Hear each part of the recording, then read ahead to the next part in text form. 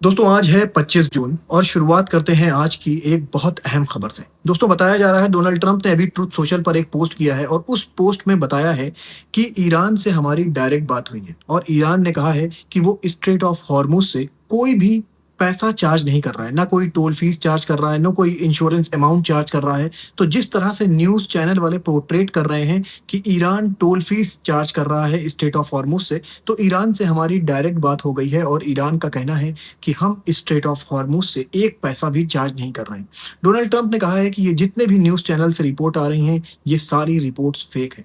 इसी के साथ डोनाल्ड ट्रंप ने कहा कि अगर मुझे पता चलता है कि ईरान टोल फीस ले रहा है या फिर कोई कैश अमाउंट ले रहा है स्ट्रेट ऑफ हॉर्मुज से, तो फिर हमारी जितनी भी डील है वो ख़त्म हो जाएगी। जितनी भी नेगोशिएशन ईरान के साथ हो रही है, वो सारी नेगोशिएशंस वहीं पर ख़त्म हो जाएगी। फिलहाल ईरान से हमारी बात हुई है और ईरान ने कहा है कि वो टोल फीस नहीं ले रहा है, लेकिन हम इंडिपेंडेंटली इसकी जाँच भी कराएँगे और अगर हमको अपनी जाँच में ये पता चलता है कि ईरान ने टोल फीस या कुछ ऐसा अमाउंट लिया है, तो हमारी डील ईरान के साथ ख़त्म हो जाएगी। दोस्तों ऐसा कहना है डोनाल्ड ट्रंप का। डोनाल्ड ट्रंप ने इस पोस्ट में एक और बहुत अहम बात लिखा है। दोस्तों डोनाल्ड ट्रंप ने कहा है कि ईरान का जो सैंक्शंस मनी है, जो कि ईरान हमेशा कह रहा है कि हमें हमारा सैंक्शंस मनी लौटा दे यूएसए, तो उस पर डोनाल्ड ट्रंप ने कहा है कि ईरान को हम कैश अमाउंट नहीं देंगे। जितना भी उसका सैंक्शंस मनी है, उसमें से कुछ रिलीज़ करेंगे और उसको रिलीज़ करने के बाद यूएस के जो फार्मर हैं, उनसे सोया, व्हीट और मक्का, बाजरा वगैरह खरीदा जाएगा और ये सब ईरान भेजा जाएगा। मतलब कि डोनाल्ड ट्रंप का कहना है कि ईरान को कैश नहीं देंगे, ईरान को हम फूड देंगे और डोनाल्ड ट्रंप का कहना है कि इस वक़्त ईरान में फूड क्राइसिस बहुत हो रहा है। दोस्तों ऐसा कहना है डोनाल्ड ट्रंप का। डोनाल्ड ट्रंप ने आगे कहा कि हम ईरान को कैश ₹1 भी नहीं देंगे। हाँ, हम अपने फार्मर से जो गल्ला खरीदेंगे, जो फूड खरीदेंगे, वो हम ईरान भेज सकते हैं। ये कहना है डोनाल्ड ट्रंप का। लेकिन मैं आपको बता दूँ, ईरानियन ऑफ़िशियल्स की तरफ से अभी कोई कन्फर्मेशन रिपोर्ट नहीं आई है। ये सिर्फ़ डोनाल्ड ट्रंप कह रहे हैं। ये उनका कहना है जो उन्होंने ट्रुथ सोशल पर कहा है। अब दोस्तों देखने वाली बात ये होगी, क्या ईरान इस बात पर रेडी होता है कि उसे कैश ना दिया जाए और उसे फूड दिया जाए। आपको रशिया और यूक्रेन की बता दूँ। दोस्तों रशिया और यूक्रेन के बीच में ज़बरदस्त स्ट्राइक चल रही है एक-दूसरे के ऊपर।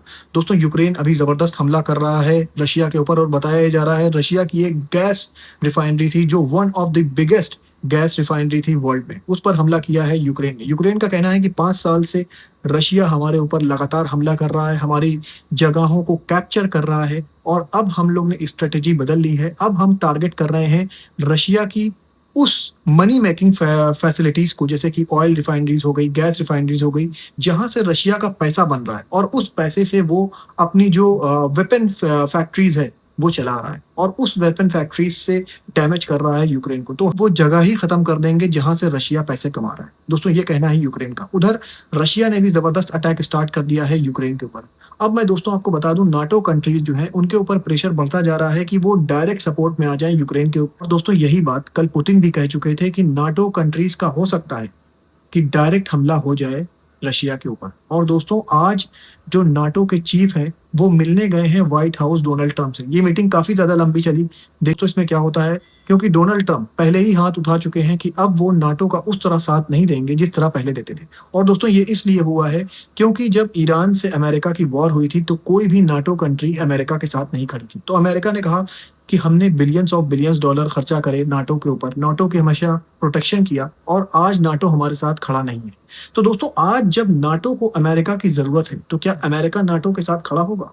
दोस्तों अब मैं खबर आपको इज़राइल की बता दूँ। दोस्तों इज़राइल के प्राइम मिनिस्टर बेंजामिन नेतन्याहू का आज बयान आया। बेंजामिन नेतन्याहू ने कहा कि जब हमारी फ़ोर्स राफ़ा में एंटर कर रही थी, तो डोनाल्ड ट्रंप ने मना किया था कि राफ़ा के अंदर एंट्री मत करो, नहीं तो हम तुमको वेपन्स नहीं देंगे। उसके बावजूद हम राफ़ा के अंदर एंटर करे और हमने डोनाल्ड ट्रंप से कह दिया था कि अगर हमको वेपन्स नहीं मिलेगा तो हम अपने नाखूनों से लड़ेंगे, लेकिन हम राफ़ा के अंदर जाएँगे। और हम राफ़ा के अंदर गए। उसके बाद बेंजामिन नेतन्याहू ने कहा कि मुझे पता है कि कब ना कहना है, किस मोमेंट पर ना कहना है, ये चीज़ हमें बखूबी पता है। और वो चाहे अमेरिका के प्रेसिडेंट ही क्यों ना हो, हम जानते हैं कि उसको भी ना कब कहनी है।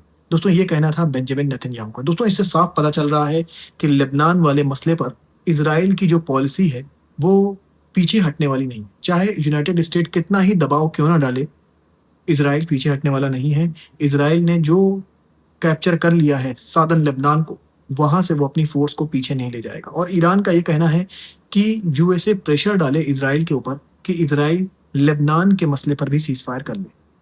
देखिए दोस्तों इसमें आगे क्या होता है, क्योंकि बेंजामिन नेतन्याहू ढके छुपे अल्फाजों में कह चुके हैं कि अगर डोनाल्ड ट्रंप भी कहेंगे तब भी वो उनको ना कह देंगे। देखिए दोस्तों इसमें आगे क्या होता है।